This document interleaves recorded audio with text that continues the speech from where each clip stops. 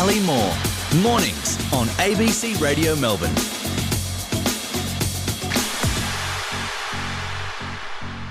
Well, 2 weeks ago, you may have heard Michelle and her son Liam talking to Virginia about their experience of shocking family violence at the hands of a Victoria police officer and how difficult it was to go through the court process to get justice. The officer, who we can't identify in order to protect the identities of Michelle and Liam, was charged with 70 offences. They were consolidated to the 6 most serious offences, and in February this year he pleaded guilty and was sentenced to 3 months in jail and a 12-month corrections order. But he appealed. Michelle was in court for that appeal. Michelle, good morning. Good morning, Ali. How are you? I'm well, thank you. Tell us what happened in court with this appeal. The judge acknowledged the severity of the offending and the protracted nature of it, particularly focusing in on the intentional cause injury assaults, the bashing me unconscious in front of Liam and the strangling me unconscious, the near fatal strangulation. But he then went on to overturn the sentence. He said that my ex was a good guy. He blamed Victoria Police essentially for the offending, saying that it was because of the PTSD my ex acquired on the job and the police drinking culture, and that's what caused the violence, which is obviously quite wrong. Men make the decision to engage in family violence. Their jobs don't cause the family violence. His counsel blamed me, kind of implied that I shouldn't have stayed with him so long. The judge said that it would be very hard for a cop in jail, that he had pretty good rehab prospects given the delays. During the delays, he's done a whole lot of courses and tried to show himself to be a good guy. So the judge took that on board, and those delays, of course, were because of the Victoria Police investigation process being so protracted. And he said that my ex didn't deserve to go to jail and that sending him to jail by the magistrates court was a silly sentence. So he's given him a 2-year community corrections order that he can basically satisfy with attending therapy, and he can count the therapy he's already done over the past 12 months towards that. So, he could just finish therapy to the end of the year and that's it. So he's basically got away with terrorising our family, bashing me unconscious, nearly strangling me to death with no consequences. So no custodial sentence now. There is 200 hours of unpaid community work, and the community corrections order, what does that involve?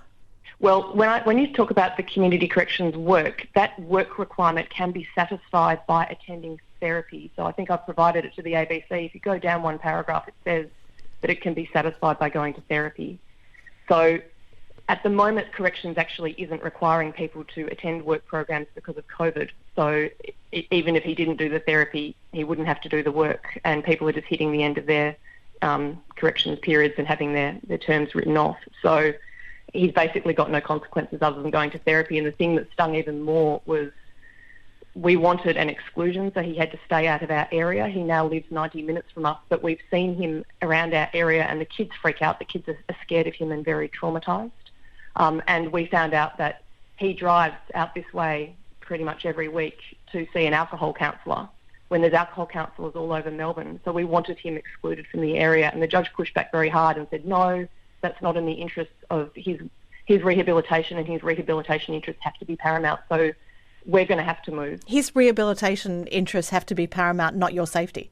Yes, and the OPP, I have to say throughout this process... The Office of Public Prosecutions. Yes, they argued really hard, really passionately. They've been so supportive of me. I was on the edge of crossing over the line and doing myself in, I have to say, on the day of the hearing. And they spent an hour and a half on the phone with me, talking me down. They've been wonderful. They tried so hard. But the judge just didn't get it. And I think this is the problem in that in the magistrates court, as a result of the Royal Commission, all of the magistrates are really well educated on family violence. They understand the dynamics, but they also see the effect of family violence every day, because a lot of offenders who come through who are damaged grew up in family violence households, so they know the impact family violence has, and they're quite trauma-informed. In the county court, judges do family violence training on a voluntary basis. It's not mandatory, and it was pretty clear that this judge we had this week has not done family violence training, and I suspect that's why we had the outcome that we did. Michelle, does he know where you are? Yes. And do you have any recourse now? Is this the end of the process? The OPP was pretty upset by the decision, and they said they will look at whether it goes for a judicial review. But the problem with the judicial review is it will go back to the same judge, and it's not like he's going to sit there and say, "Oh, my bad, got it wrong, should have sent him to jail." He was very... What disappointed me the most was that he didn't make my ex take responsibility for his conduct. He was blaming Victoria Police. And whilst I have my issues clearly with Victoria Police and the way they've completely messed up the investigation and the privacy breach and everything else, they're not responsible for the fact that my ex nearly killed me and terrorised my family and bashed me. He's responsible for that. And the court didn't hold him responsible for that. They gave him excuses. And unless he goes to jail, he's not going to learn, and he will do this to somebody else, and that's what really breaks me. And I feel so overwhelmed with guilt and despair because I've put my kids through the hell of the process for the last 2 years. They've missed a lot of school. We couldn't report those breaches all last year, so we were in and out of temporary accommodation, living in fear. It's had a big mental health impact on both of them. And the reason why I persisted with this process is I wanted to show to them that domestic violence is wrong, that what they were put through was wrong, and that the system would hold him to account. And the system this week has not held him to account. They've said, yes, you've committed these terrible crimes and they're very grave, but you don't have any consequences. And your interests are paramount over your victim. It seems extraordinary that there will be no custodial sentence now. He was being held to account, and now it would appear to be very different. Michelle, how are your kids responding to this? Well, Liam's here. He can probably speak for himself. Hi, I'm Liam. Hi, Liam. Hi. Well, when I found out that my stepfather essentially just got away, I felt betrayed by the judicial system and just very simply just crushed. And my sister just burst into uncontrollable tears upon hearing the news. And I sat beside her just comforting her for a while. Liam, look, I'm sorry, well, and Michelle, I mean, it's terrible that you have been put into this position. I think that from our point of view, it's worthy to look at how the system works and why it is that the system puts its priorities as it appears to have put its priorities in this way. And Michelle, we can only wish you and your family all the very best. And thank you so much for making sure that we stayed in touch with what was happening. Thank you. And thank you for giving my children a voice, because the whole way through this we've been invalidated and gaslighted, and they felt that no one listened to them and that the state of Victoria did not take the violence they've witnessed and been through seriously.